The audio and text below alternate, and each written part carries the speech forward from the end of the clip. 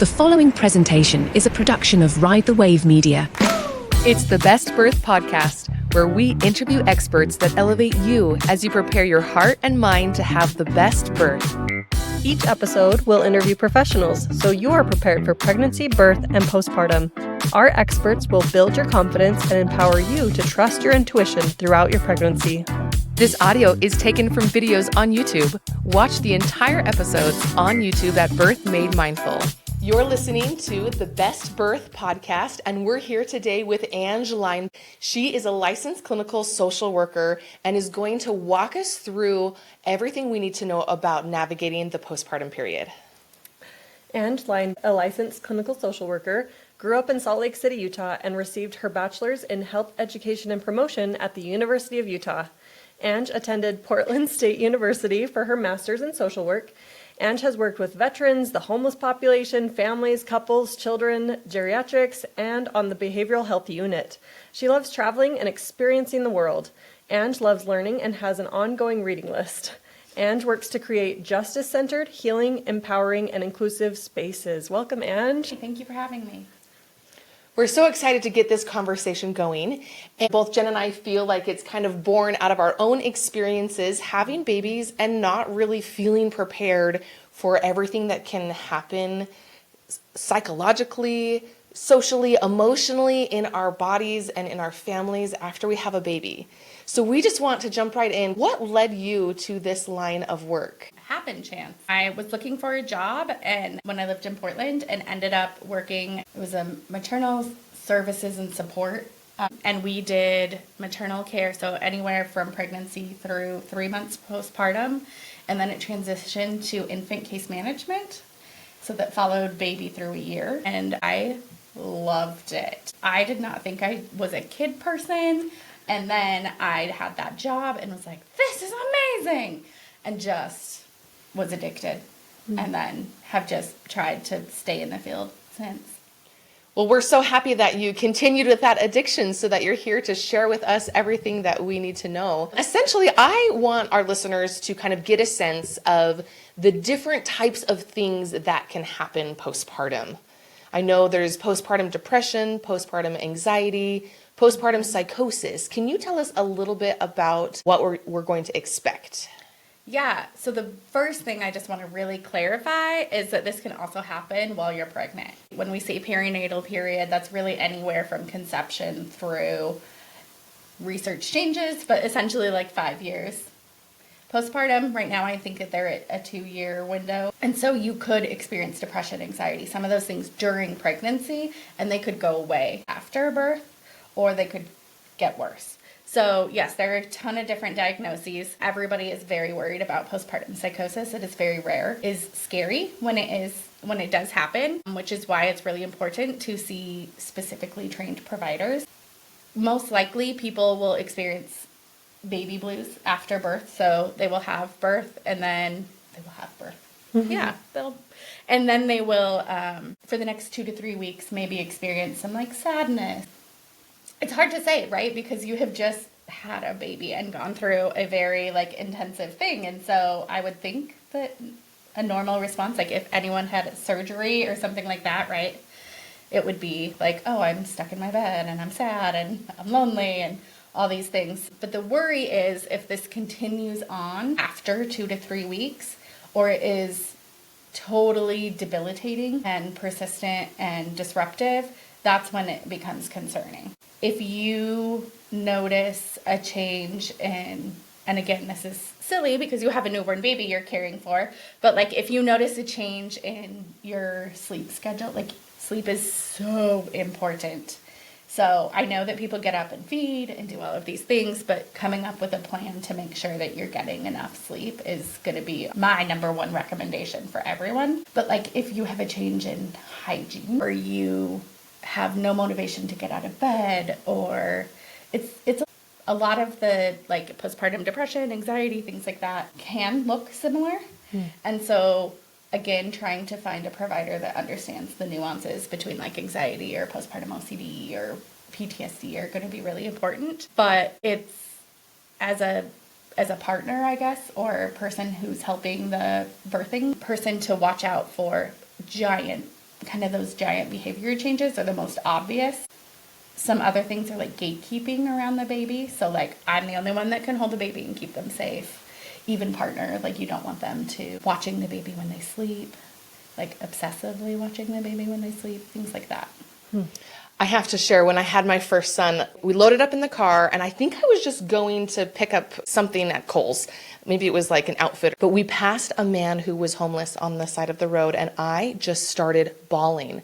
It was like the biggest emotion that I've ever felt. And I just remember thinking, that gentleman has a mother.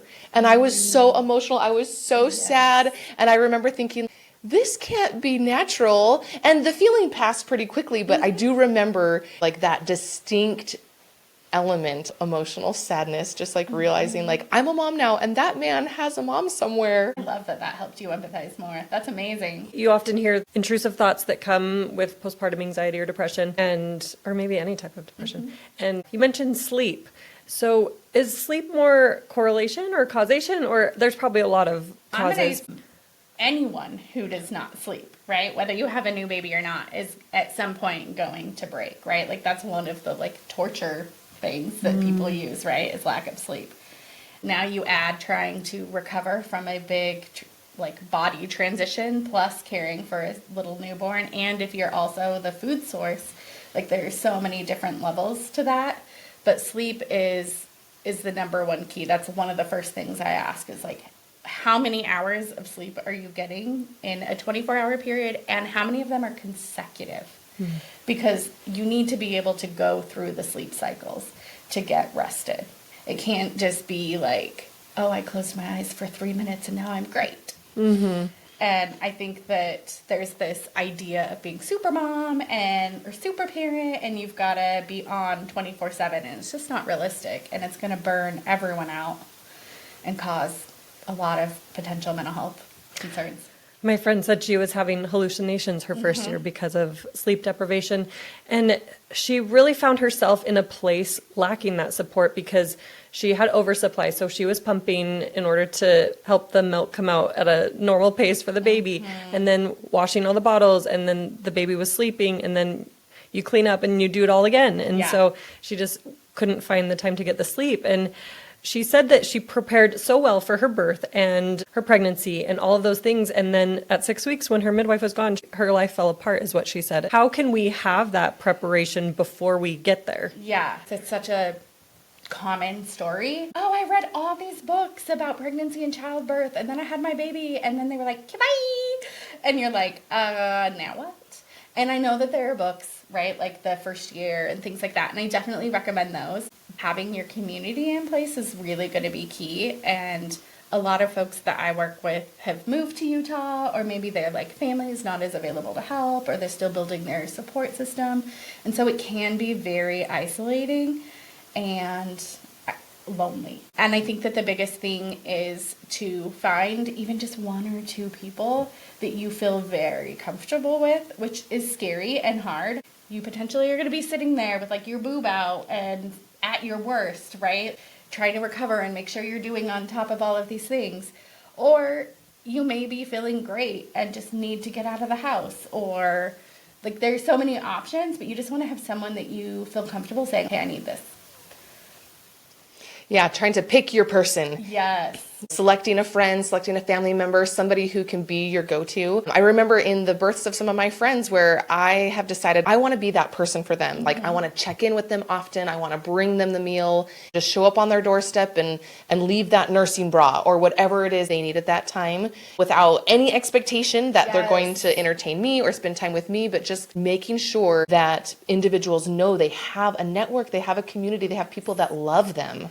Also, tell everyone to charge a baby tax. When people want to come over and see the baby, tell them that they have to either bring something or do a chore. And if they feel uncomfortable doing that, write a bunch of stuff down on a stick, like popsicle sticks, and just pull it out so it feels random. And then it's like, oh, today when you come over, you need to do the dishes.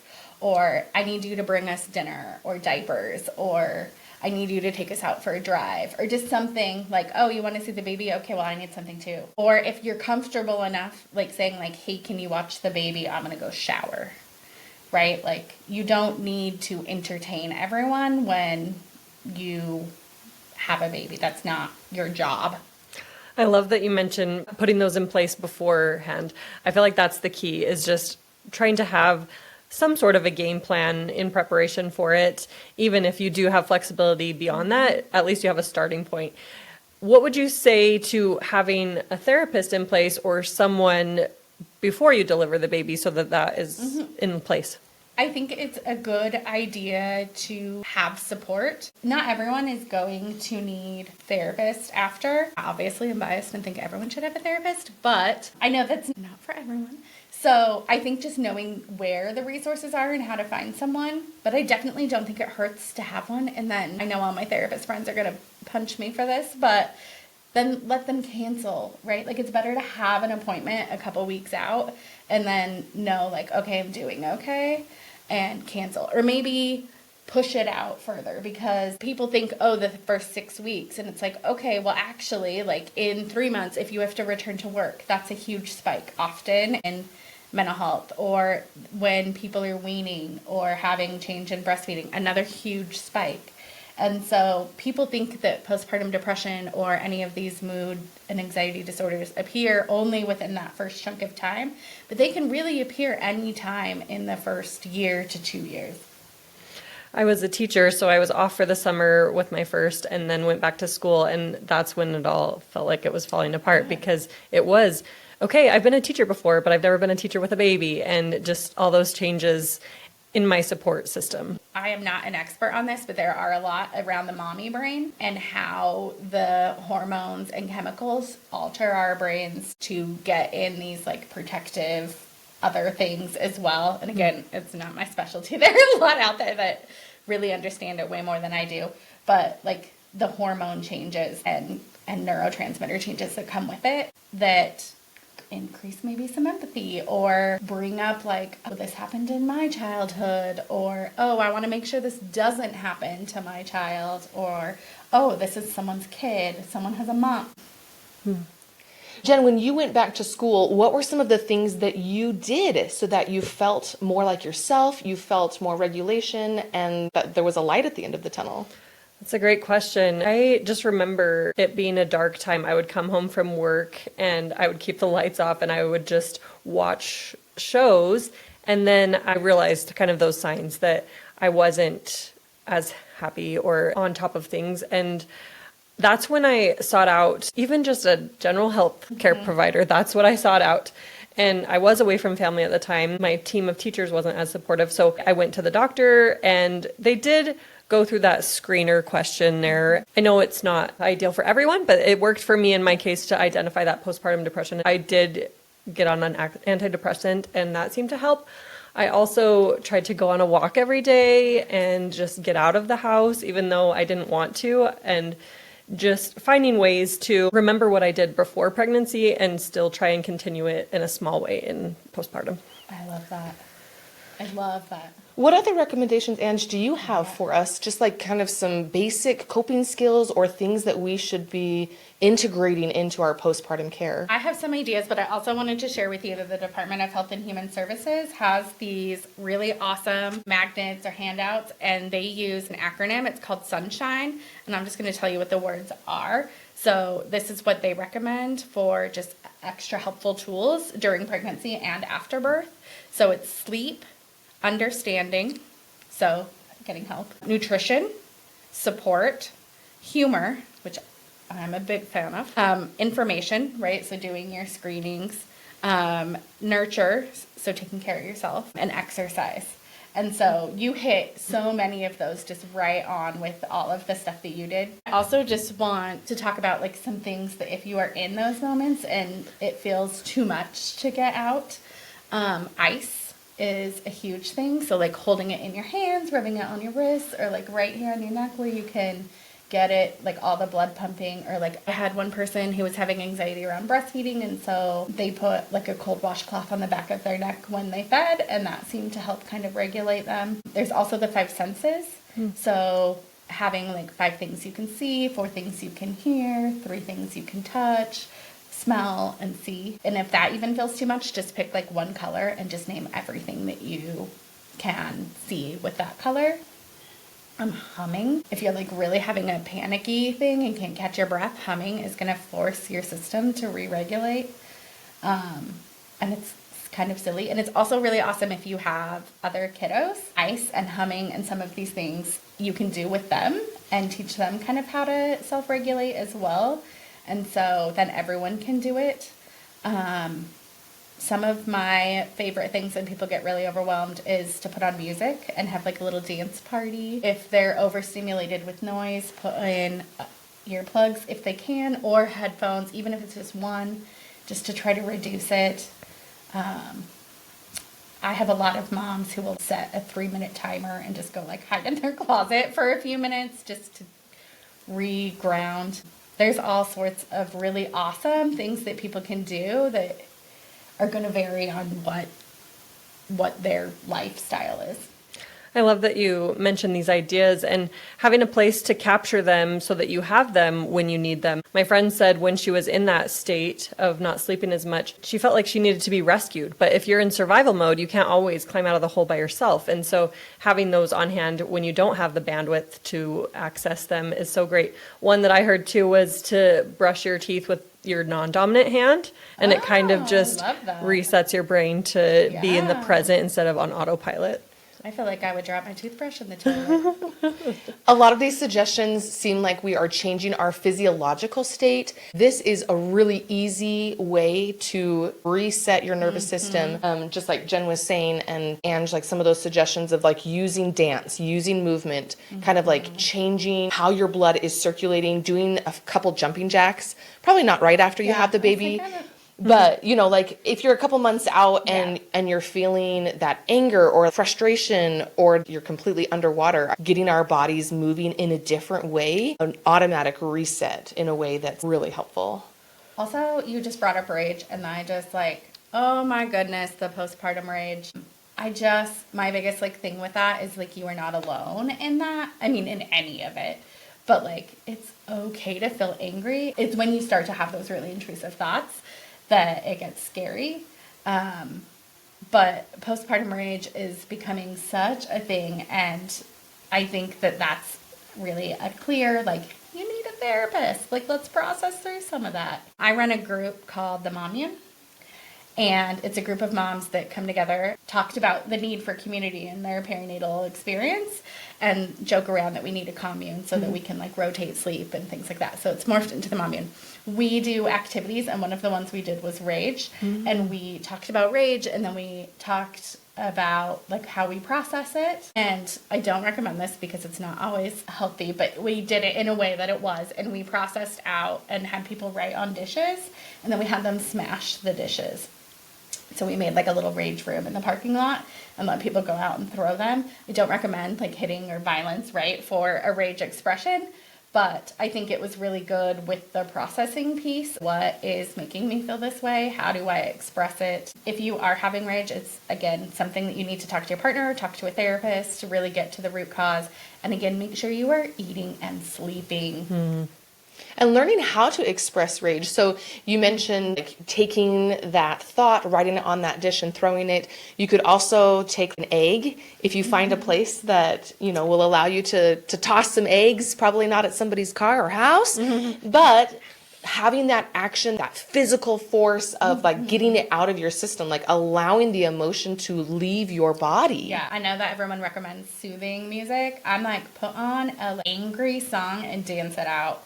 Or do some like high intensity interval training or something if your body allows, right? If you've been cleared, and get the energy out that way so that your brain isn't associating rage with violence, right? Like, so we don't want them like punching by default, because some of these coping skills, we really want people to do all of the coping skills when they're not escalated as well, so that it becomes second nature. Like I tell them, when I work with moms, like, okay, you don't wake up one morning and become an Olympic athlete. You might have the skill set. You have to practice and practice and practice and practice. And it's the same with coping skills. You have to practice and practice and practice when you need them and when you don't need them, so that it becomes second nature. And many of the suggestions you've shared today, they are free, they are easily accessible. They are something you can do right in the moment. The thought of like getting out and going to do something can be very overwhelming, although I would love for all moms to be able to do that. But I know it's not always possible. So I'm trying to think of things you can incorporate in your home or your yard, or if you have older or like toddler age kids, I always tell them to go run through the sprinklers with them, especially when it's so hot outside.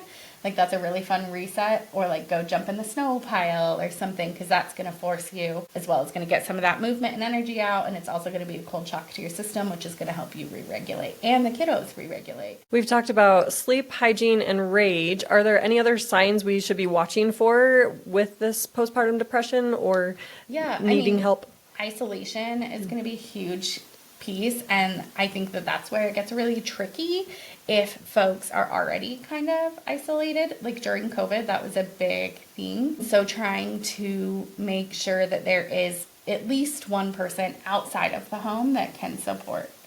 So when you see someone every day and then all of a sudden you see that someone that you haven't seen for a long time and you're like, whoa, your hair is 7 feet long and you've like all these changes. And so it's good to have someone that you don't see every single day kind of popping in and being like, oh, things aren't going great, let's get you up. Or, oh, you look great, like, let me hold the baby and you go do what you need to do, or whatever. Isolation, definitely the intrusive thoughts. Also, people get a lot of shame around intrusive thoughts, and there's a level of vulnerability around parenthood in general. But every single person on the face of the earth has intrusive thoughts. And anytime, right? Like, and it can come out of nowhere, right? Like you can just be fine and happy and driving along one day and being like, oh, I could run into that wall, right? But the difference is I really encourage people to talk about them. And I know that that is scary. And I know that it is vulnerability, but it's so important to name them and just be like, here's what I'm thinking. It doesn't mean you're going to act on them. And that's really the difference between that intrusive thoughts versus like psychosis, where there's like that out of body, right? Like the hallucinations and like delusions and paranoia, understanding those differences. But if you're saying like, oh, I'm worried I'm going to crash my car while I'm driving my kids, versus like someone is telling me that my kids are whatever. And those are the big things. If people are concerned, again, reach out to a therapist, doctor, even if it's just like call your OB and tell them what's going on. They will get you back in. I know it feels like you're like bye-bye after 6 weeks, but they'll get you back in. Also, having other support in place, right? Like there's so many resources, like there's lactation and pelvic floor and doulas. There's so many things that you can engage in your perinatal period.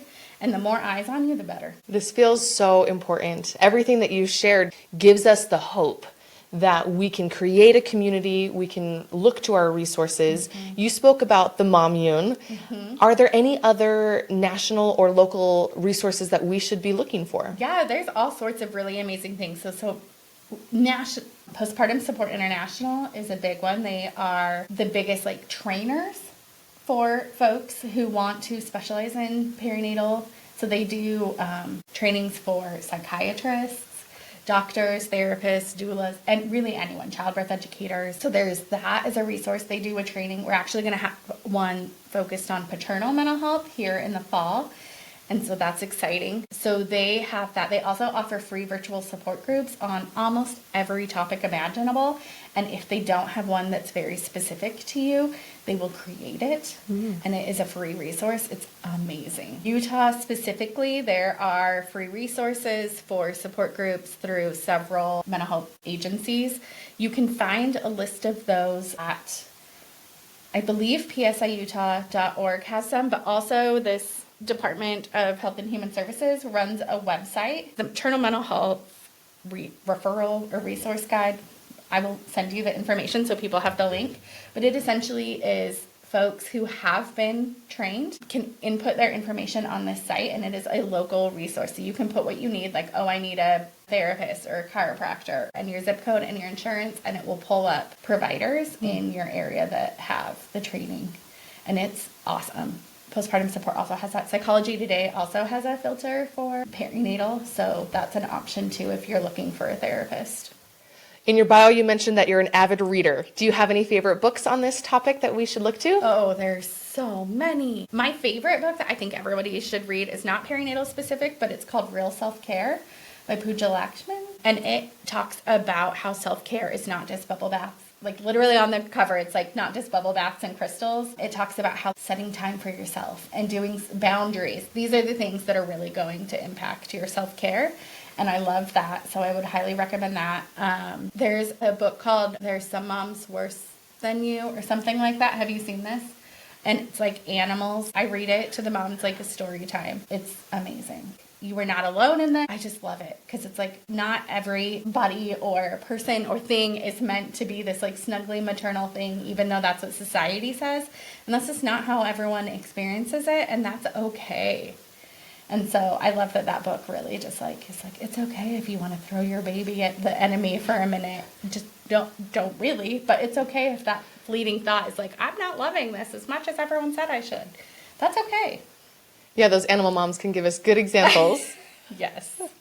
I have a book coming out in the fall called Let Yourself Bloom, and it's about the process of matrescence and becoming a mother and what that looks like and all the things that come after the 5th trimester. Yes, so. I love that. There is a book that just came out. I just bought it. I haven't read it yet, so I don't know, but it's called Matrescence, and I'm really excited to read any self-compassion, anything.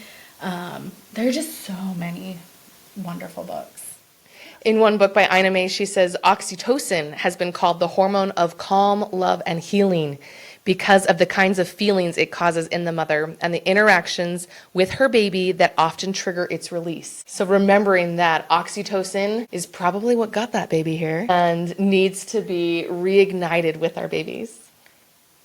Yes, but I'm going to challenge that slightly because not everyone is going to get that, right? Mm-hmm. And so if that is not how you feel, if you're not just like, oh, I want to hold my baby and love on it, like if I understand that you're not going to feel that way 24/7, but if you never feel that way, find a therapist. I also just wanted to touch on the importance of medication. If it gets to the point where you need medication, like that is okay. There is a lot of medication that is safe for lactation, and there's not anything wrong with taking a little extra serotonin or oxytocin or whatever it is that you need to help really balance your brain out because you want to enjoy parenthood. You don't want to hide and isolate and resent it. If we're not producing it naturally, then we need the help of that medication to help get us there to that point. We have to challenge this and say, okay, like my body's not giving me that release and that good feeling that I need. How can I find it? Yes. And it doesn't mean you're going to be on it forever. Yes. And I think that that's one of the biggest things that people are like, well, I don't want to get on this because it's bad for my baby and I don't want to be on it forever. And you can find ones that are not bad for your baby and you don't have to be on it forever. You just need, I tell people to think of it as like a life jacket. Like, okay, you're now plopped into the middle of the ocean and you're drowning. So like what tools can we use to buoy you up and get you back to dry land? And that's one of them. And once you feel like you're in a place where your toes can touch the bottom, then you can take that life jacket off. Yeah. And hopefully you have enough medication and sleep and support and coming back up with your hobbies and really reclaiming your identity as a person in and out of motherhood is going to be really key in helping you get back to shore and get on that solid footing. Autumn has our Mom Squad secret for the week. She says, you don't have any control over when labor will start or how long labor will be, but you have control over how you prepare for labor. It's not about controlling when you go into labor, but making sure you are mentally, emotionally, and physically ready for labor so you have a positive birth experience. And I love how she talks about that. Just focus on what you can control, and having those resources in place and the knowledge about the postpartum period will greatly change your experience. Yeah. And if birth is not pretty, find a therapist. Mm-hmm. Yes. And this conversation has been a delight. Thank you so much for giving us that hope, giving us the resources, helping us feel like we can just strap on that life jacket for a minute and find our way to solid ground. Yeah. Thank you. Thanks for joining us on today's episode. We hope you've been elevated and inspired by this week's expert. Subscribe today so you never miss an episode. And please share our podcast or post on your social media so that other moms and dads-to-be can also have the best birth. Please note that the information provided is based on the expert's insights and personal experience. It is not intended as medical guidance. Please seek the advice of your medical provider as it applies to your specific condition.